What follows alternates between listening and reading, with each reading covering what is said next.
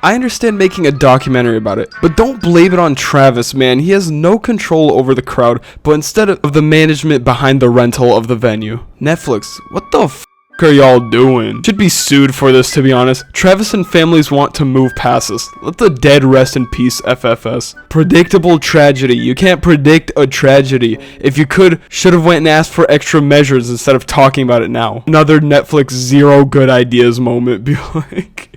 How's it going, guys? Finally found Pokemon cards at Target for the first time in forever, bro.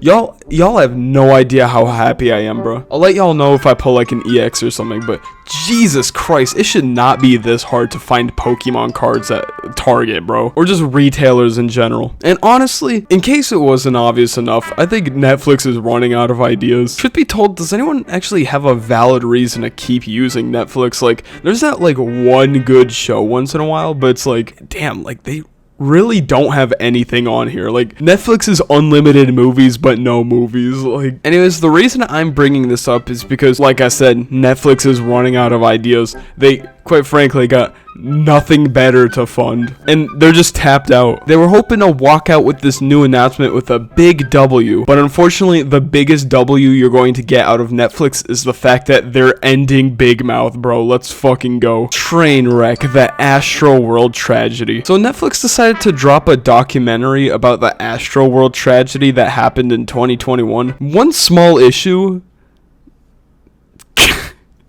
Yeah, dislikes are slowly starting to build up. Yeah, Netflix is like an ex-girlfriend at this point. They're just gonna keep bringing up shit from the past that you're trying to move past. They're gonna get all the details wrong and try to blame everyone but themselves. So let's get into it. But before we do that, make sure you subscribe to the channel, because if I hit at least 1 subscriber by the end of today, I'm going to chug a Red Bull in 5 seconds, bro. World record, fastest Red Bull to be in my stomach. You have my word. At least 1 subscriber by the end of the day. Anyways, now real quick before we get into this, just to enlighten anyone that never looked too into the Astroworld tragedy other than, you know, knowing it happened, it is not Travis Scott's fault. And that's something a lot of people just breeze past, because a lot of people will see 8 people died at a Travis Scott show and just automatically shift all the blame to him. Nah, the reason all of this happened was because poor security from the venue Travis was renting from. Way too many people sneaking into Astroworld, mainly because, number 1, it's a once-in-a-lifetime opportunity, and number 2,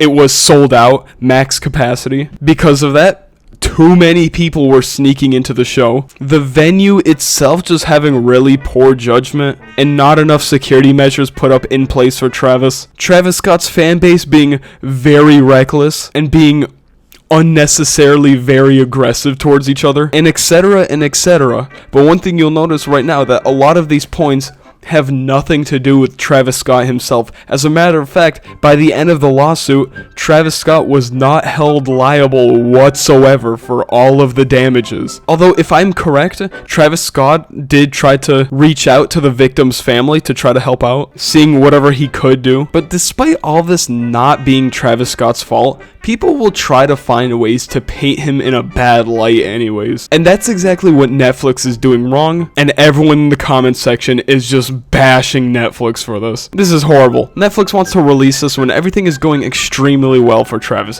It was never Travis's fault, and we already moved way past this. Now, before I play the trailer itself, let me show you the realest comment in this entire comment section. Travis Scott should be allowed to talk on this and talk about everything from his perspective and how it affected him too. My eyes and all of that. Yeah, Travis Scott is not going to be in the documentary about the tragedy that he was involved in. Diabolical work, Netflix. You talk to any high schooler in Houston, they're talking about this concert. Tickets sold out in 30 minutes. I just thought I had to be there. We planned everything out, outfits, shades. There was a huge buzz about it. Let's go get it. It's about to go down. As soon as they let the gates open,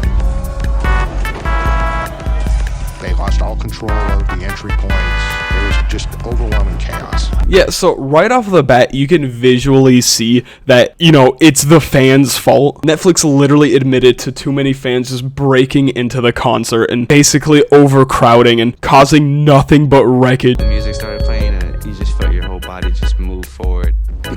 overwhelming real fast. And then the wave comes back. I fell on something. I fell on someone. Because people were falling on me. It's crazy, man.